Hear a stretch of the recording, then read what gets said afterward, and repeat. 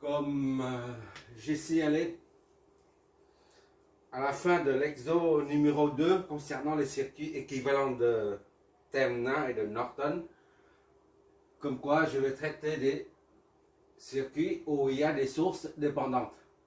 Parce que dans les deux premiers exercices, on a vu que des sources de tension indépendantes et des sources de courant indépendantes. Et c'était simple à faire puisqu'il suffit de les désactiver. Pour une source de tension, on court-circuite, on la court-circuite aux bornes pour faire disparaître la tension. Tandis que pour une source de courant dépendante, pour une source de tension, il suffit de court-circuiter. Pour une source de courant, etc., etc. Il suffit de couper pour empêcher, pour neutraliser le courant. Ici, pour neutraliser la tension, on annule la tension en court-circuitant la source de tension. Et pour une source de courant indépendante, pour neutraliser la circulation du courant, il suffit de interrompre le conducteur et il devient nul. Là, ce sont des sources indépendantes, tension indépendante et courant indépendante. Mais en l'occurrence, on a une source de courant dépendante. Qu'est-ce que ça signifie? C'est quoi la différence? Pourquoi c'est un peu plus compliqué? Parce que là, on peut, pour calculer la résistance RTH équivalente, il suffit de court-circuiter ça pour neutraliser la source de tension VA. On la rend nulle pour annuler la source de tension. Par contre, pour une source de courant dépendante, on ne peut pas la neutraliser en interrompre. On ne peut pas interrompre ce niveau pour que le courant ne circule pas. On ne peut pas neutraliser cette source de courant. Pourquoi? Parce que le courant IB de cette source dépend d'un paramètre du circuit. Et le paramètre en question, c'est I2. D'accord?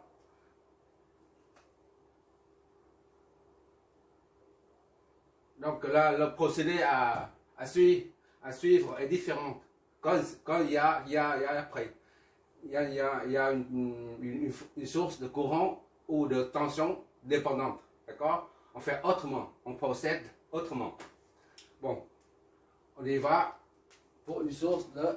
Il faut trouver toujours, comme d'habitude, le circuit équivalent de Thevenin.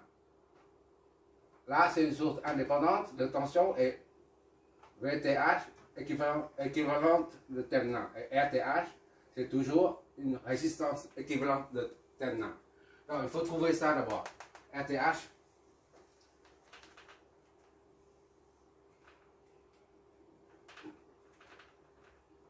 Voilà. Ça, on peut court-circuiter là. Et ça devient un simple fil. D'accord? Par contre, ça, on reste tel quel. On reprend le schéma.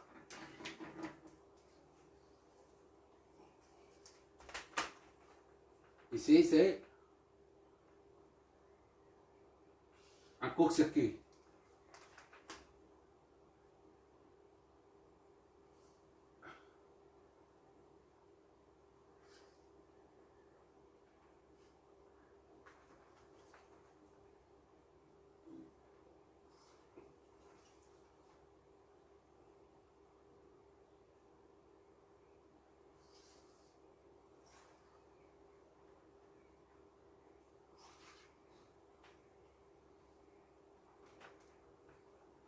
On reprend le schéma.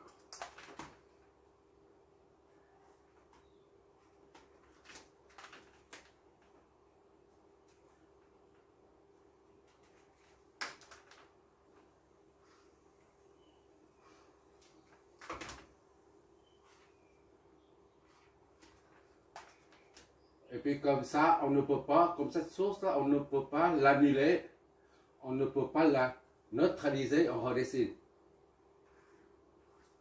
Car il s'agit d'une source dépendante. On dessine la source dépendante.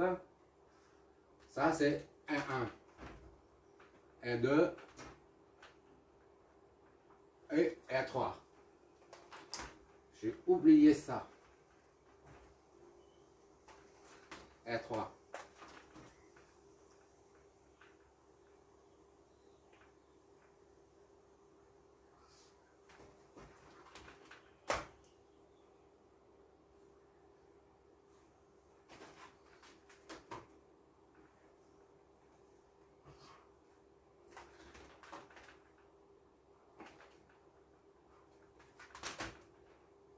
Voilà.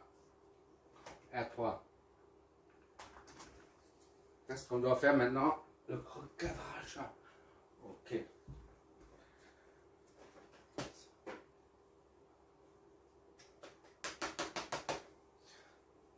Ça c'est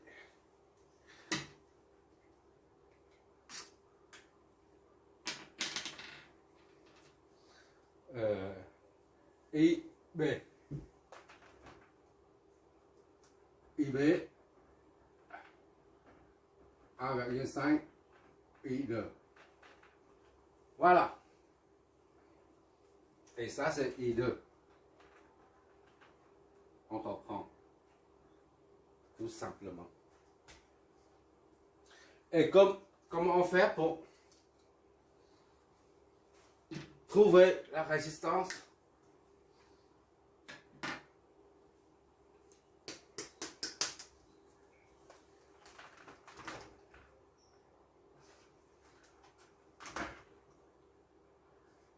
Équivalent de terminal aux bornes 1 et 2.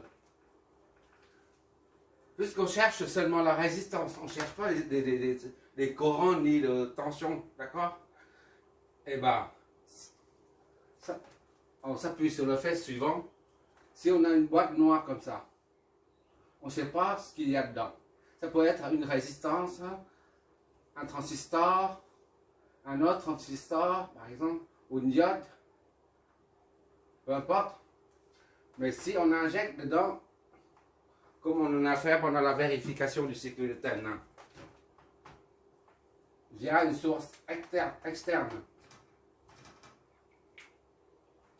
Si on injecte dedans un courant I, par exemple, et on connaît cette source, disons cette source VA, c'est 5 ohms, par exemple, c'est 5 volts, par exemple. Pour déterminer la résistance de l'ensemble, d'accord, R somme, par exemple. C'est-à-dire R aux bornes. R somme. S'il y a un courant qui rentre dedans, supposons qu'on met une source de 5, tension de VA de 5 volts et qu'on relève un courant de 2 ampères, par exemple. Et on veut trouver la résistance de l'ensemble. D'accord? Et bien, il suffit de prendre V égale RI.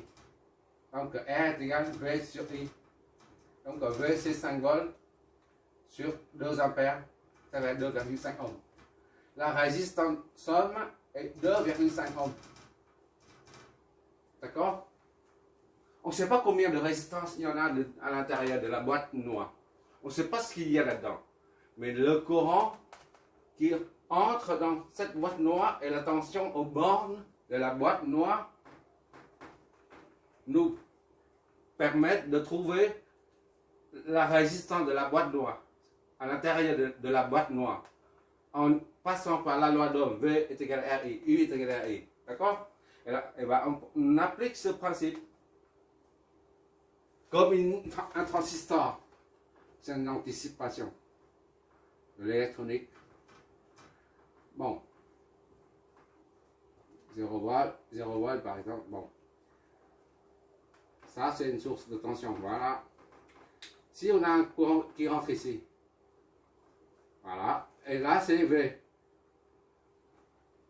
V ici. La tension. Pour connaître la résistance de l'ensemble, il suffit de prendre V est égal à RI. Et on en déduit la résistance d'entrée. On appelle ça la résistance d'entrée à la base du transistor, à la base ACG. L'émetteur, collecteur. Mais ça, on verra ça en électronique. Pour l'instant, on dit la résistance d'entrée, là, parce qu'en I entre dans la base, est égal à, on prend la formule V, est égal à RI. R entrée à la base est multiplié par le courant entrée. Et R entrée, base, est égal à V sur I, tout simplement. On ne connaît pas la résistance ici. On ne connaît pas. Voilà, c'est en gros, hein, je ne suis pas rentré dans les détails. Hein. On verra résistant émetteur, résistant talon, résistant.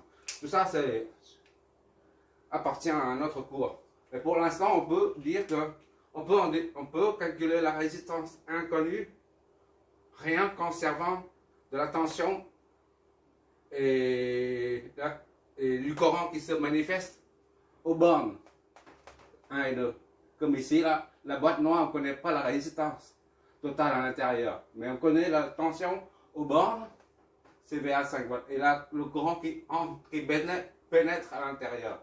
Il suffit de connaître ces deux paramètres pour en déduire la résistance de la boîte noire. D'accord? On applique ce principe à ça. Voilà, juste un petit rappel pour mieux comprendre ce qu'on va faire là.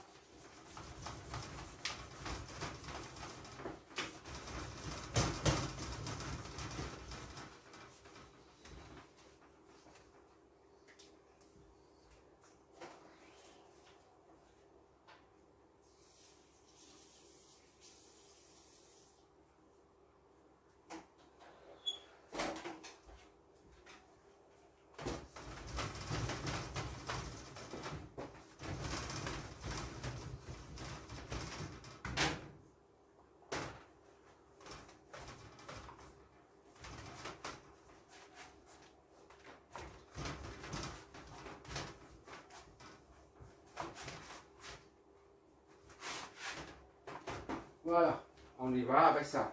Maintenant, on veut connaître la résistance aux bornes, la résistance RTH aux bornes de 1 et 2. Bon, on va injecter un courant dedans. Comme si on a déjà fait pendant la vérification des circuits de terminal.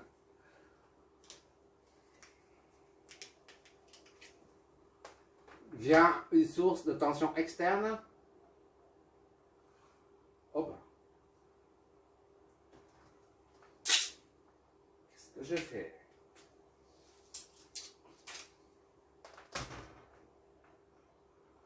Voilà.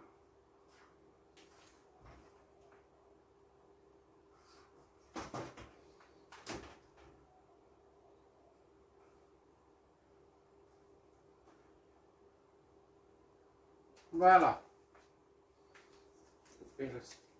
Hop là. On prend, comme d'habitude, pour simplifier les calculs, un vol ici. VE, disons VE, on appelle ça VE, c'est 1 vol. D'accord? Donc, quand on a un VE qui va débiter un courant IE dedans. D'accord? Et après, on déduit la résistance aux bornes 1, 2. Pour l'instant, on connaît que la source de tension VE. On ne connaît pas ça. D'accord? Il faut trouver IE et à partir de là, à partir de la loi d'Ohm, on en déduit RTH aux bornes 1, 2. Voilà, c'est assez clair maintenant.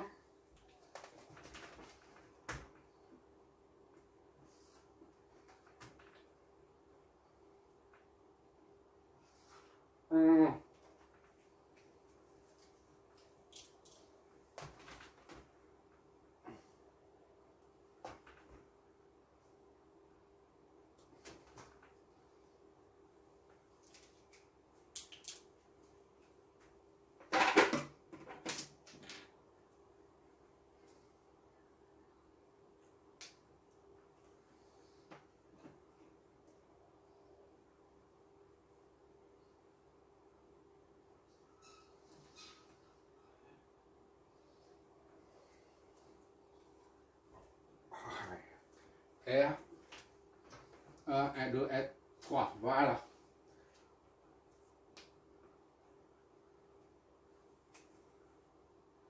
C'est la base de la masse. 0, 1, 0, 1, 2. Ici, c'est la même chose. 3, 3 ou 1, c'est la même chose. D'accord? Et puis, ça c'est 4 et 5. N'oubliez pas, 5 c'est la même chose que 0 ou 2. D'accord? Je préfère mettre un peu plus que mettre un peu moins de chiffres.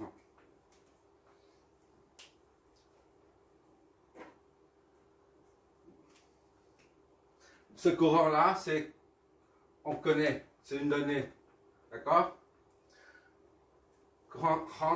Les deux courants se joignent ici pour donner un autre courant qui descend. D'accord?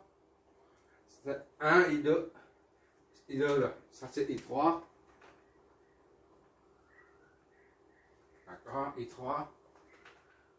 Il est comme ça. 2 I3. On appelle ça IB. Le IB qui sort d'ici. Reste IB. Quoi encore? I1. Ici. Par exemple. On a I1, I2, I3. IB et IE.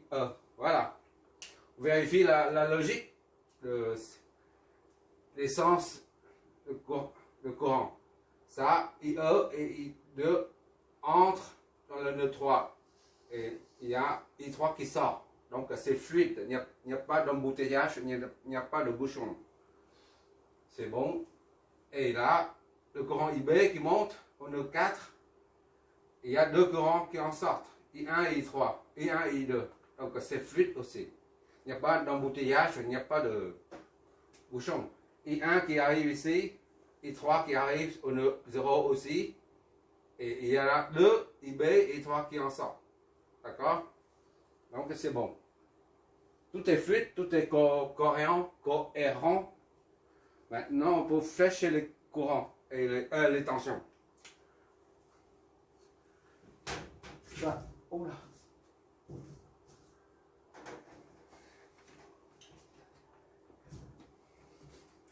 Source de on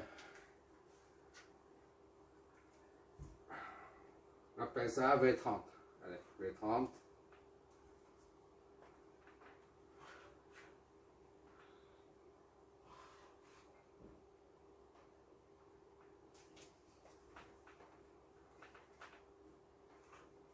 V30. D'accord? Au lieu d'appeler 1, 2, V30. Et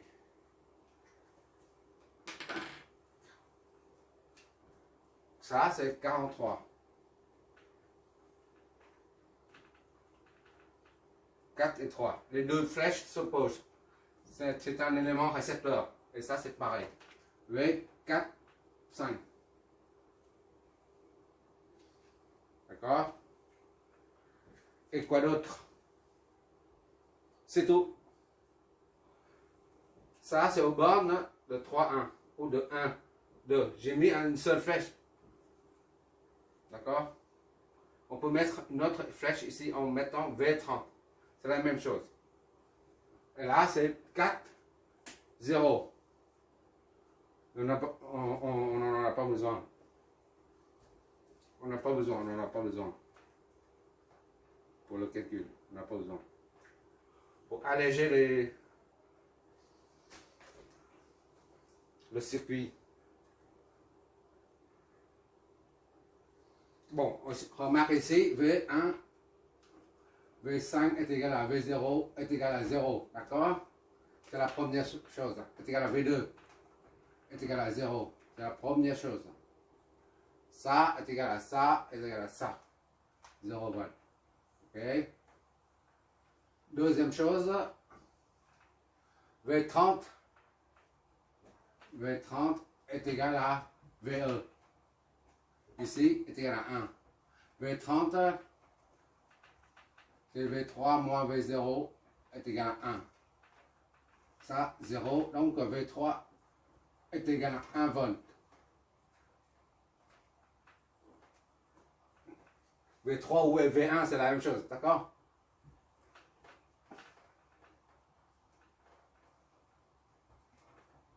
Voilà.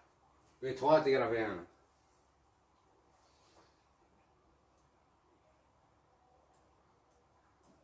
Maintenant, on applique la loi d'Ohm à cet élément.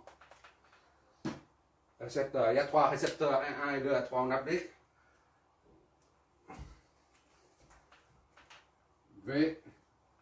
V45 est égal à R1 fois I1. V45 est égal à V4 moins V5. R1, I1. Soit I1 est égal à V4 moins V5 sur R1. V4 inconnu, de même que... Non, V5 c'est connu, V4 inconnu. Potentiel au point 4. D'accord? V3, V4. D'accord?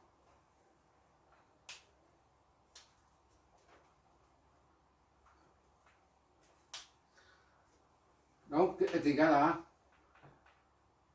V4 inconnu.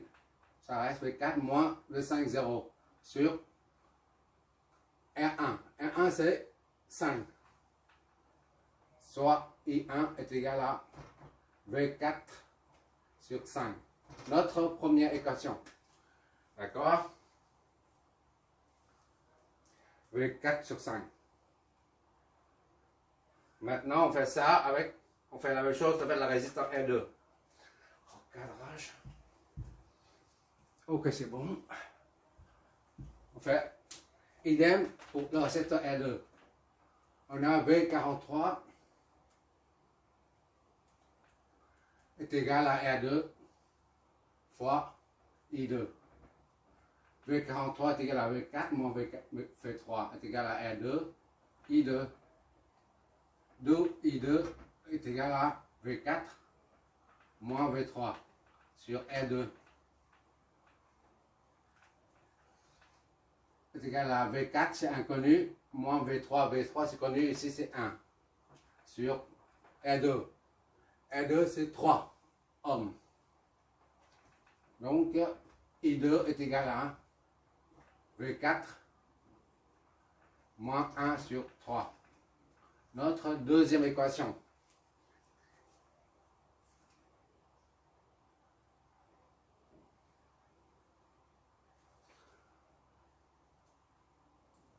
Maintenant, il nous reste celui-là à appliquer, là, V30. Pour ça, je fais toujours dernière ligne. OK. V30 est égal à, au bon, est égal à R3, I3. I3. V30 est égal à V3 moins V0, R3 fois I3. D'où I3 est égal à V3 moins V0 sur R3. Oh, V0, V3 c'est connu, c'est 1.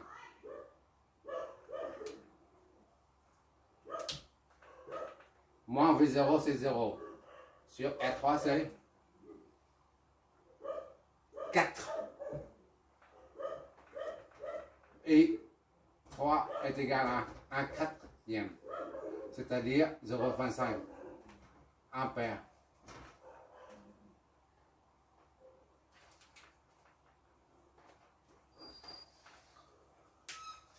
Ça, on connaît maintenant I3. Quoi encore?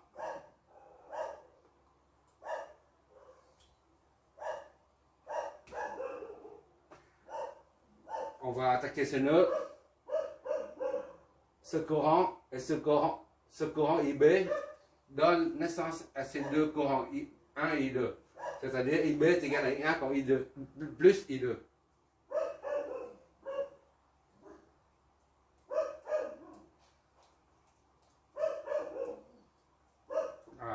Comment faire?